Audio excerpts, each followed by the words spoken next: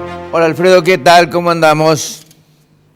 ¿Qué tal, Ricardo? ¿Cómo estás? Aquí Bueno, andamos con el dólar insomnio del presidente. así es. Pero permíteme que antes me adhiera a tus palabras de condolencia para la familia del contador Bertainan, que ha sido una persona muy querida en la profesión, que fue presidente del consejo, fue secretario de Hacienda. Así que quería, digamos, adherirme a tus palabras. Por supuesto. Y vamos entonces a lo del dólar, al tipo de cambio, que sin lugar a dudas, de nuevo, está en los titulares, ¿no? Eh, Yo suelo recordar que hace muchos años, yo creo que ya lo comenté una vez en el programa, una de las primeras notas que escribí para una revista que era para los profesionales en ciencia económica, que se llama Consultora, recuerdo que el título de esa nota sobre la coyuntura económica se llamaba El dólar, la vedette de la temporada, porque y estoy hablando de cuando yo recién me recibía, ¿no es cierto? Hace muchísimos años. Y bueno, porque recurrentemente, lo hemos dicho, Argentina tiene crisis recurrentes en su sector externo, y ahora ya hay cierta expectativa de que el acuerdo con los deudores tranquilice un poco el mercado cambiario. Sin embargo, da la impresión que esa tranquilidad no es tan importante, digamos, ¿no? Todos sabemos en Argentina, cualquier persona, no hace falta ser economista, sabe que si el dólar vale 10 y después de cierto tiempo vale 20, pero los precios se multiplicaron por 2, la gente dice, no, el dólar vale lo mismo, ¿no es cierto? ¿Por qué? Porque le sacamos la inflación a la evolución del tipo de cambio nominal.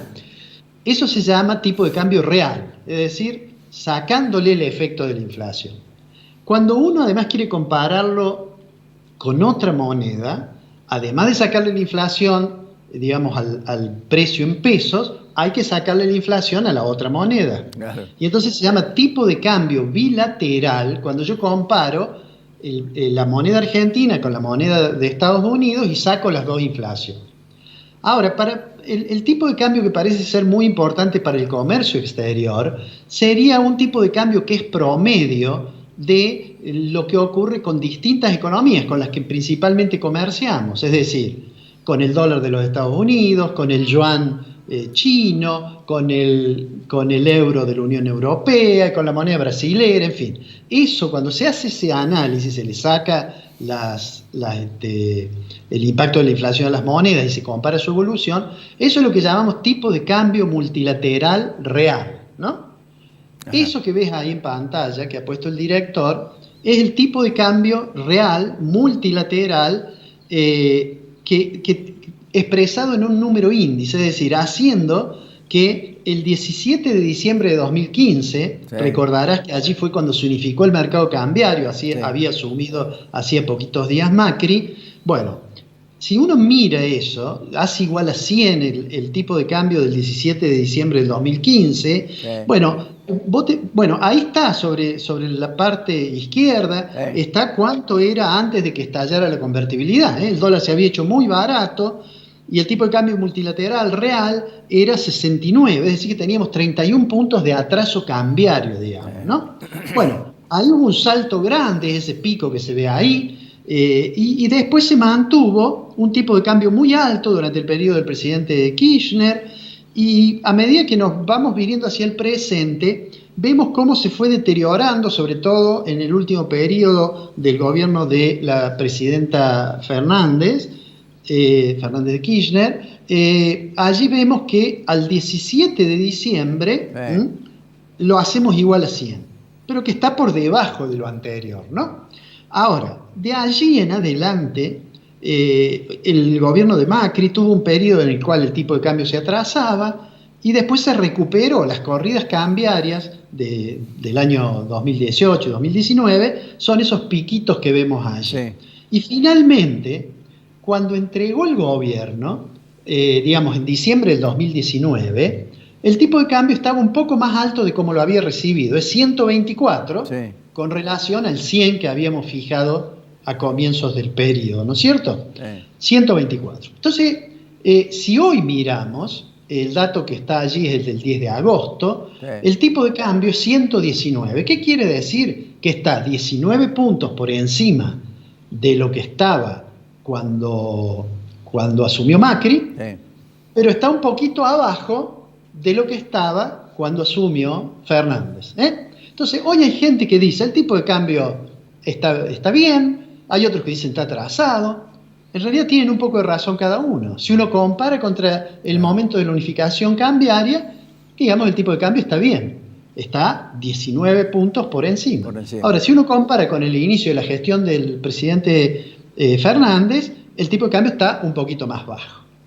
Digo, para no hacernos lío con números, digamos, si yo quisiera saber a cuánto equivale el dólar, el valor de que tenía el dólar cuando asumió Fernández a pesos de hoy, tomando en cuenta el tipo de cambio real multilateral, es más o menos 80 pesos. Ahora, bien. ¿En cuánto está ese dólar? Bueno, Argentina tiene muchos dólares. Primer tema que hay que considerar. Cuando alguien habla de atraso cambiario, puede estar hablando de distintos dólares, ya volvemos sobre eso. Lo concreto, digamos, es que el tipo de cambio hoy está, no me he fijado ahora, pero seguramente está en orden en el Banco Nación, pongamos 75, 76 pesos el vendedor. Sí. Bueno, está muy cerca, es decir, no hay un gran atraso cambiario. Entonces, ¿por qué es la preocupación? ¿Qué es lo que explica esta preocupación? Primer punto, que hay preocupación lo hay, porque si uno mira cómo evoluciona el tipo de cambio blue, o el tipo de cambio del contado con liquidación, o el tipo de cambio del MEP, hay una brecha importante, ¿no es cierto? ¿Qué es lo que entonces está? Primera cosa, eso está reflejando una expectativa que el gobierno no logra quebrar respecto de los problemas que tiene en el sector externo. Y entonces comienzan a aparecer datos de que en realidad la disponibilidad de reservas líquidas del central está muy bajo. El gobierno avanza en un acuerdo que es la renovación del swap con China, que digamos es un intercambio de monedas.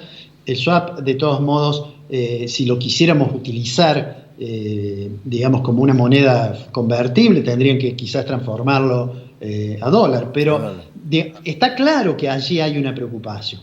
¿Por qué razón puede ser que estemos subestimando un poco la inflación y por eso nos parece que el dólar no está atrasado y en realidad está un poco? Entonces allí va a haber quienes dicen, bueno, lo que pasa es que los índices de inflación en este periodo de confinamiento y de caída del nivel de actividad, en realidad son índices de inflación que tienen tarifas congeladas, que tienen algunas actividades. Por ejemplo, uno dice, ¿cuánto creció esparcimiento?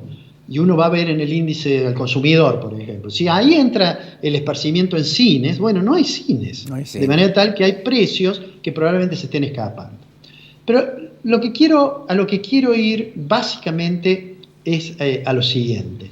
Desde el punto de vista de esos números, uno podría decir, desde el punto de vista de lo que uno podría llamar el tipo de cambio real de equilibrio de largo plazo, digamos que no muestran los números un atraso significativo.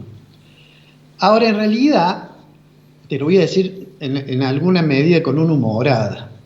Si uno quiere saber realmente si va a haber o no va a haber devaluación, en realidad no le tiene que preguntar a un economista que mire el tipo de cambio real de equilibrio de largo plazo.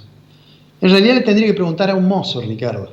Al mozo que le lleve el café al presidente del Banco Central y que todas las mañanas lo ve y es probable que en algún momento escuche cuando diga, bueno, basta, dejo de vender. Y tome una decisión. Claro. ¿Cuál puede ser esa decisión? Mirá, decisión número 1, que hubo versiones, es que van a decir, miren, no se pueden comprar más los $200. Sí. Eso tendría una consecuencia, me parece a mí casi inmediata, que ampliaría la brecha entre el oficial y los otros dólares legales. Sí. Sí, no me parece que sea una medida muy adecuada. Me parece que más adecuado sería, aunque hay mucha gente que es partidaria de que no se desdoble el mercado, desdoblar el mercado cambiario entre lo que es lo comercial y lo que es financiero y turismo. Porque no nos olvidemos que además estamos atravesando un periodo en el cual no tenemos balance negativo en turismo como teníamos. ¿Ya existió, ¿Ya existió claro, eso? ¿Te acordás del 35%? Así es. ¿Te acordás del 35%? el gobierno debería, me parece a mí, pensar en alternativas más de este tipo de desdoblamiento del mercado cambiario que de una prohibición, digamos, lisa y llana. Mientras tanto, a mí me parece que esta situación de preocupación va a seguir existiendo y no veo que se avance con la suficiente velocidad en terminar de cerrar el sector externo. Hemos acordado con los bonistas que tienen bonos que fueron emitidos bajo legislación extranjera, vendrá el acuerdo con los de legislación nacional, pero me parece que hay que acelerar un poco digamos, la negociación, la conversación, o como le quieran llamar, con el Fondo Monetario Internacional. Por ahora, el Banco Central lo que está haciendo es ir devaluando más o menos un 3%, permitiendo, digamos, un 3%. Sin embargo, ni el acuerdo con el fondo, ni estas ligeras modificaciones del tipo de cambio oficial logran despejar lo que yo creo que explica la brecha. La brecha es, me parece a mí, básicamente incertidumbre más desconfianza. Alfredo, yo creo que ahí está el tema. Ahí está el tema. Me parece que la desconfianza en el gobierno todavía no ha hecho eco en cuanto a la responsabilidad que tiene hacia la sociedad. Un dato simplemente. Macri entregó con reservas líquidas. ¿15.000 millones eran? Aproximadamente, sí. Está en 7.000. Sí, o lo sea, que sucede es que se perdieron 8.000 millones. El Banco Central viene vendiendo porque aunque esos $200 no son una cantidad significativa individualmente, cuando hay millones de personas que compran, eso se puede hacer sentir. Claro. Y digamos que lo que ha ocurrido es que en un periodo en que tenemos un saldo de balance comercial favorable, porque es el periodo en que exportamos más, sin embargo, las reservas, lejos de subir, se reducen. Y con importaciones bajas. Y con importaciones abajo. Exactamente, esa observación es muy importante, porque el nivel de actividad es tan bajo que no estamos demandando importación. ¿Qué nos espera futuro? Te digo, alguna medida va a haber con el tema del dólar ahorro, o va a haber desdoblamiento del mercado cambiario, seguramente va a haber más restricciones a las importaciones, y esperemos que rápidamente el gobierno tenga capacidad de presentar un programa que el staff del fondo le parezca sustentable, por usar una palabra de moda, para tratar de salir de esta situación en que la incertidumbre y la desconfianza le están haciendo un daño tremendo, no solamente a la macroeconomía, sino también, como consecuencia de ello, obviamente, a las personas. Alfredo, un abrazo, nos volvemos a encontrar la próxima semana.